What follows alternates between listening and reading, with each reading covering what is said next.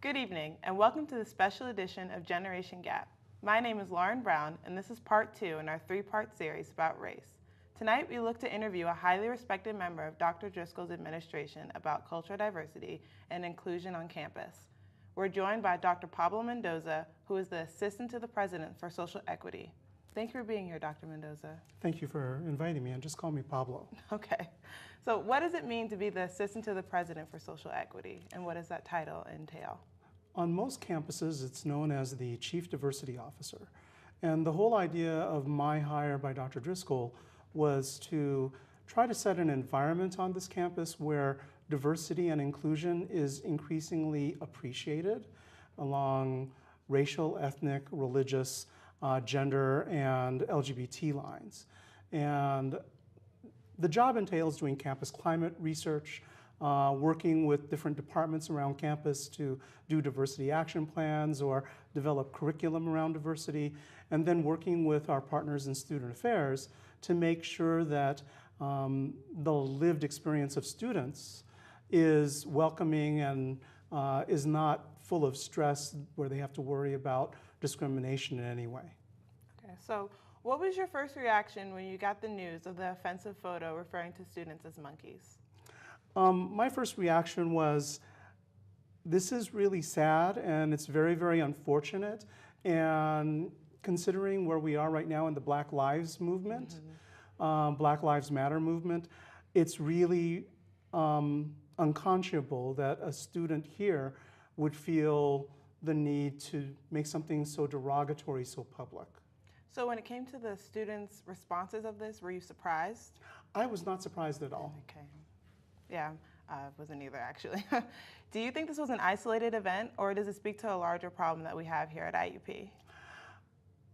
Okay, let me put it contextually. Okay. College-age context. This is not isolated. We're seeing it happen throughout the whole United States, not just at IUP.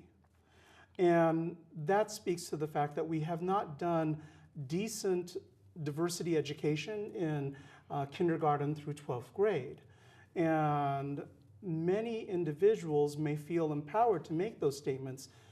So I do not know if it's highly representative of the majority population here at IUP, but it does indicate that someone may not have listened to any of the very little diversity education they may have received prior to coming here. Now, at the time of the incident regarding the offensive photo, a number of schools across the country were facing their own racial dilemmas. One in particular was the University of Missouri.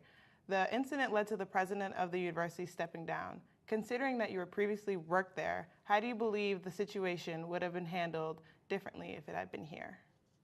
Well, the big factor that made the University of Missouri situation different from pretty much every other campus in the United States was, number one, there was a student, Jonathan Butler, who was an undergrad when I worked at University of Missouri, and I worked with him when he was part of the equivalent of SGA here. And he's now doing his master's work, and he decided to do a hunger strike. Very, very few people want to do a hunger strike or are willing to make that commitment. That happens every 20 years, like it did at UC Davis in the mid-1990s and in the 1960s at UCLA. So when Jonathan showed his bravery by doing a hunger strike, it spoke to how serious the problems had become at University of Missouri. And then the second deciding factor was the fact that they had the whole football team decide to do a boycott. And as a Division I school, University of Missouri would have lost $1 million a game if they had not played and the boycott persisted beyond the next game, which was BYU. So they actually, the Board of Curators, which is the equivalent of the Pennsylvania Board of Governors for PASHE, made the decision to ask the president to step down. And that ended the hunger strike and ended the boycott and saved the university $1 million. Now, I do not know if that would have the same effect here because we don't have that sort of television contract with our football team. We have a really good football team, but we're Division II, we're not Division I. And we're not part of the football tournament system. So I don't think we would have had that sort of response from our board of curators equivalent to ask Dr. Driscoll to step down, and pretty much the whole cabinet would step down at that point. So I don't know if that would have been an effective thing here at IUP. Another thing that's you may not know, and it's because I worked at Missouri for 15 years, there has been a tradition for the last 30 years of doing a protest on the campus by different factions for the last 30 years, every 3 to 4 years. So when the LGBT students were told they weren't going to get an LGBT resource center, they surrounded the board of curators and held them in their meeting. When the black students were informed the Black Culture House was going to be torn down and nothing was going to be built to replace it, they surrounded the board of curators and picketed the president's house. So we don't have that history here at IUP. So I don't think we would have had a replication of that situation here. Okay. Wow. Okay. In President Driscoll's January message and mid-semester briefing, he talked a lot about diversity and inclusion and how he plans to move forward. Can you detail some of the actions his office has already taken to promote diversity? Okay. With regard the President's Ad Hoc Committee, he has now formed it. Dr. John Lowry, who's chair of Student Affairs and Higher Education, is going to chair the Ad Hoc Committee. And it's made up of a number of individuals who are pretty strong with regard sensitivity to student needs. Okay. So we have Valerie Mercado, who is the Title IX coordinator, Betsy Sarniso, who is the Greek Life coordinator, Michael Lemasters, who is director of housing and dining. Those three individuals are very sensitive to student needs and want to make sure that that committee pays attention to that policy review. There are a number of other activities. So for instance, you probably know about Nancy Nkumsa in the African American Culture Center. I believe she scored a big coup. And what I mean by that is you probably are familiar with Mark Lamont Hill from Morehouse College. He's an African American faculty member who is known for his social media presence and his effectiveness in front of the camera, both on CNN and Fox News, representing diverse perspectives. He's going to be here April 21st. Oh, okay. And it'll be open to the whole campus. They will do it in Toretti Auditorium. And it'll be that rare instance where we'll get to see a national celebrity who is well known in the Black Lives Matter movement actually on our campus. So that's really cool. Yeah. Another thing is, and this is the academic perspective, and since I'm an academic, we get excited by academic dorky things. And what's happening is we've invited Peggy McIntosh. Peggy McIntosh is a faculty member who developed as a feminist theorist in the 1980s something called Unpacking Your Backpack of White Privilege. And it is a standard thing now in sociology, psychology, and education for students in those fields to actually take her test on whether you have white privilege or not, and explore their levels of privilege or their lack of awareness if they have no awareness of privilege. So Dr. McIntosh will be here on April 26th, 5 days after Mark Lamont, to be our keynote speaker for the Diversity and Inclusion Symposium, which will be an all-campus activity where we will have sessions where students, faculty, and staff will help generate how the university will move forward in the years ahead. Okay. So those are some of the things that are happening. There are some things that are curricular that are taking place in the colleges. So for instance, humanities and social science, they are developing a diversity class that they might make mandatory for all humanities and social science students in the future. College of Ed and Ed Technology is actually doing a diversity action plan. And I think there was a third thing. Oh yeah, the third thing is College of Natural Sciences and Mathematics. They're actually trying to develop a bias recognition program in search processes, which means one of the main concerns on every college campus is the fact that we don't have enough African American and Latino, Latina faculty in front of the classroom. The search bias program is to train faculty searches on how to effectively check their bias and prejudice in search processes. So those are 3 pilot programs that are being coordinated out of my office to diversify the campus in some manner. We're going to take a quick break. We'll be right back after these messages.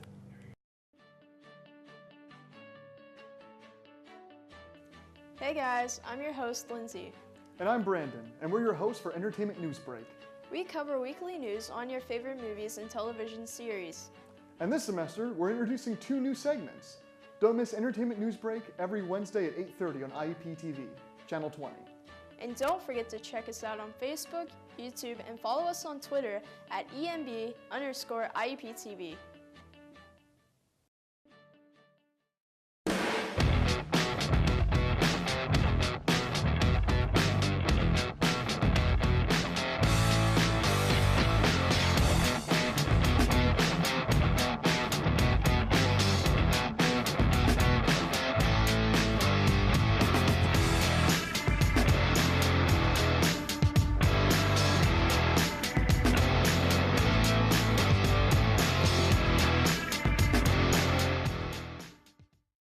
Today we have a bit of a different episode for you guys. I can promise you, you won't want to touch that remote.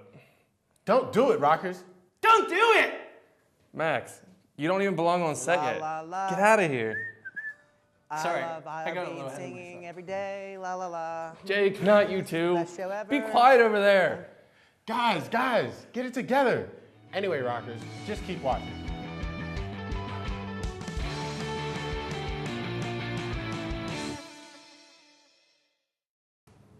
Welcome back. I'm your host, Lauren Brown. I'm here with Dr. Pablo Mendoza. Let's get back to the conversation.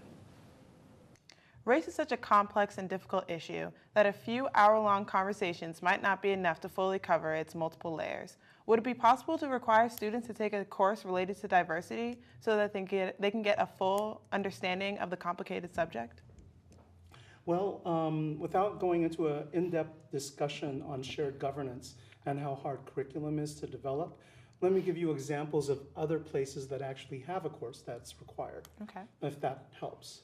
So for instance, University of Illinois for the last 2 years has had a mandatory orientation course. Okay. It's 1 hour credit, but it's for 8 weeks. And it's been a mixed bag in the sense that even when they had the course, that doesn't mean that people walk out of the course cross-culturally competent. University of Wisconsin has had a diversity requirement now for the last 15 years. And unfortunately, the way they've structured it is you can take any course that's not part of your culture. So, for instance, you're African American, you could take a course on Chicana women in Southern California, and that would fulfill the requirement, but that does not mean that you have any cross-cultural competency. Then there's a course out of University of California, San Diego, which is called Making of the Modern World. It's a year-long course. It's on the quarter system, so it's 5 credit hours per quarter. So 15 credit hours worth of diversity work. Okay. And they still had racial problems on that campus. So people look at a course as a panacea, and I still believe strongly that a course would be beneficial for students as well, of course, for faculty and staff. But that does not mean that there will be no activities that are showing discriminatory bias still.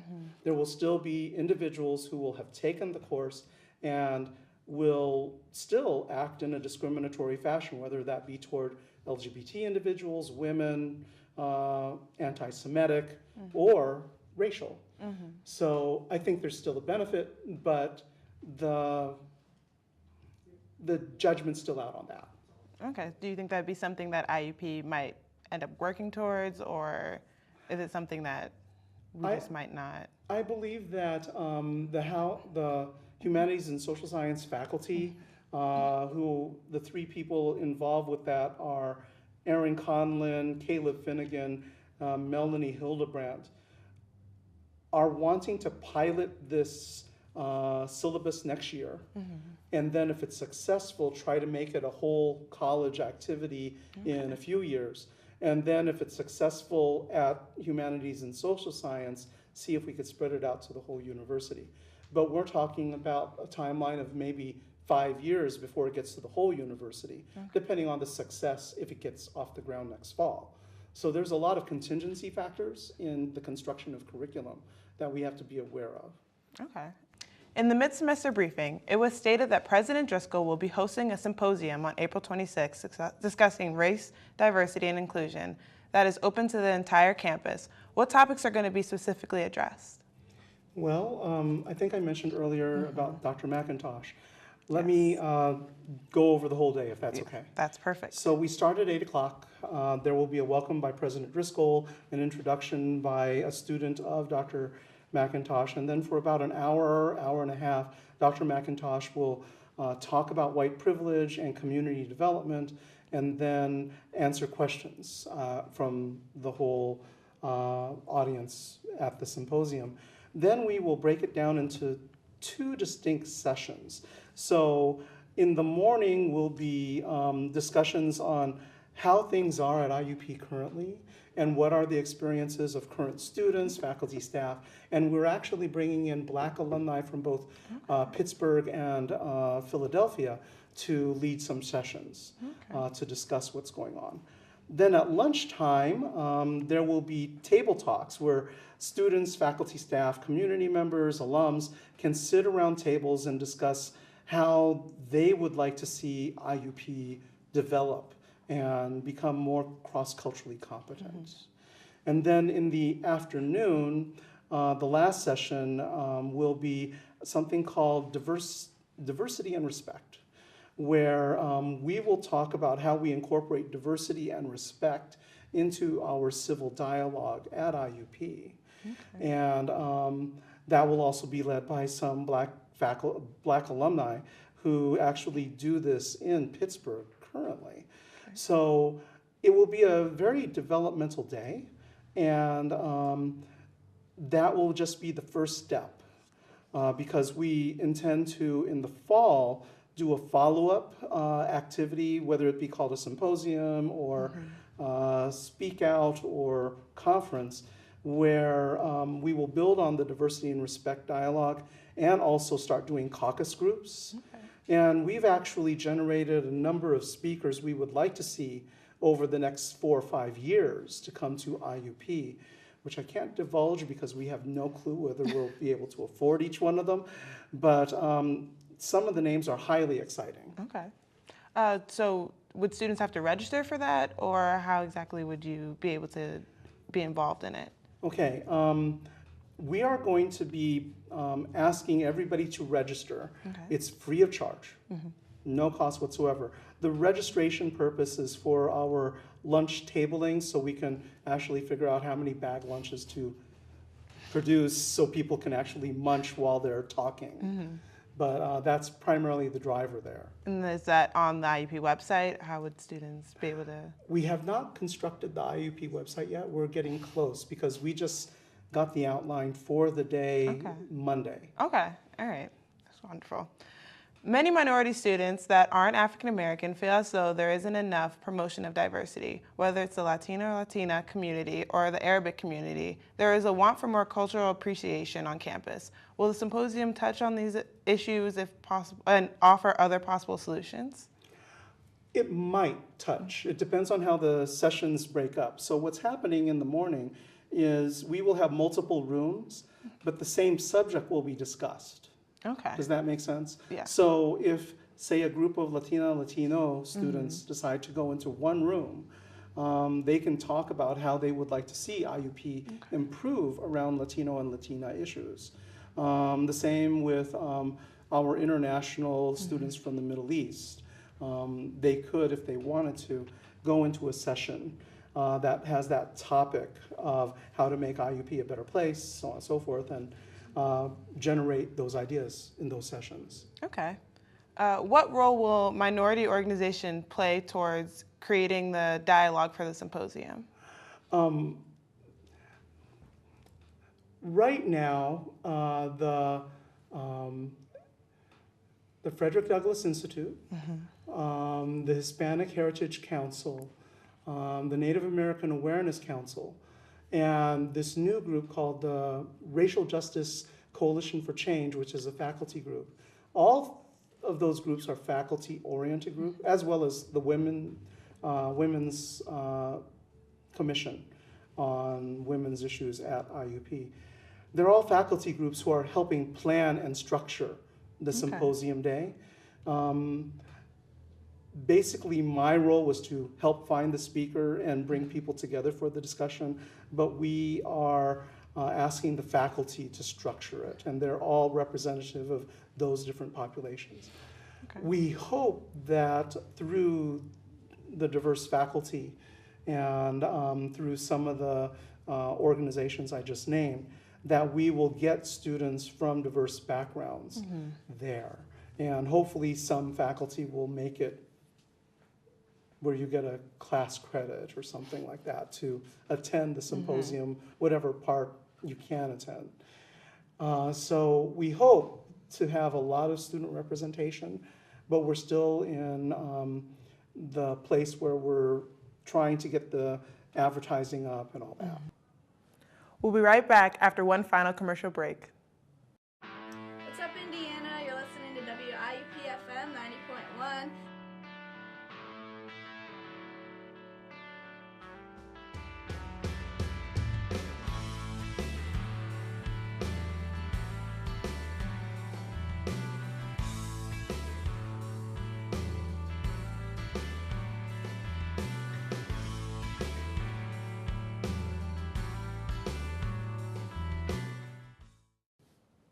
Welcome back to Generation Gap. We're joined by Dr. Pablo Mendoza, and we're talking about race and diversity on the IUP campus. How interactive will the symposium be for students? I know you mentioned that there will be the discussions. How interactive will it be? Well, the instruction we're giving to all the session leaders is you're not doing a workshop. Okay. You are basically introducing the topic we're going to analyze, and then you're going to step back and let everybody start talking amongst themselves. Okay. So the whole idea is to have high interaction and very, very little expert talking head. So I hope that is appealing to you, and I hope it's appealing to all the students and everyone who's watching this. Because one of the things that will kill a symposium is the expert talking head. And the whole idea of symposium or symposia is to have people discuss things and then generate ideas at the end. Okay. The president has stated that he has finalized the appointment of the HOC committee that is going to review and suggest any policy and student conduct code changes that might be necessary. How is the administration planning to effectively enforce policies that encourage respectful dialogue without hindering people's right to free speech? You know, since we're only at the beginning stage with the ad hoc committee, they will make recommendations on how enforcement would take place. So we don't actually have an answer for that. Okay, all right. One major area of concern for some students and faculty members is the treatment of the African American Cultural Center. The center is often neglected due to it being in such a small room. Many students don't know about the resource, and it has been criticized for its lack of diversity among the employee. How do you plan on addressing these concerns? Well, African American Cultural Center is part of the Division of Student Affairs. I know that there's a long-term plan by the Vice President of the Division of Student Affairs to shore up diversity programming, and part of that is restructuring of how some buildings are configured and operated. I do not know the details of how the African American Culture Center will be reorganized, if it is going to be reorganized. But that would probably be a question to ask the Vice President for Student Affairs sometime in the next 6 months, because they're doing a study of how to shore up services for diverse student populations. Okay, so this might be a similar question. Another area of concern is the fate of the Pan-African Studies. The program is in danger of being cut due to the lack of enrollment. However, many students have very little knowledge about the program and what it can offer. What can be done to promote the program to more students? Well, I now need to give you context around the whole United States, if that's helpful. At the San Francisco State University, due to budget problems. San Francisco State was the first university in the United States to have a Black Studies program. And then after that, Women and Gender Studies and all the ethnic studies that have to do with domestic diverse groups. And they established a College of Ethnic Studies at San Francisco State back in the 1980s. And it was just voted by the Board of Regents, or whatever they're called for California State University system, to eliminate that college and make them department level activities again. So that's causing major stress in the San Francisco Bay Area. And, but it's reflective of how diversity is sometimes looked at certain colleges and all that. I do not know the history of the Pan-African studies here. I don't think any programs at this time are being looked at to be cut. Okay. But then again, I don't know the decision-making process of the provost. And I would suggest, knowing my interaction with the provost, that he doesn't cut programs willy-nilly. He would do a long-term analysis, which would probably be 4 to 5 years before anybody would be cut. So I don't know where this is coming from. Okay. Does that make sense? Yes.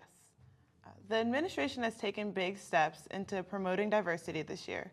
What steps are being taken to ensure the positive work that has been done will carry on into the following years? Well, the fact that Dr. Driscoll and the cabinet are ensuring heavy participation of faculty in making recommendations and trying to format policy in the long run ensures that there will be institutional memory.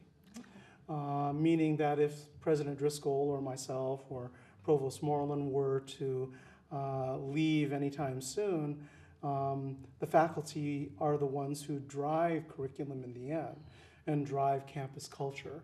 And it's something that many people sometimes overlook because we like to look at a president making a decision and then we think that everyone will follow that. But in essence, the heart of any university campus is the faculty and how the faculty perceive the campus would be moving toward.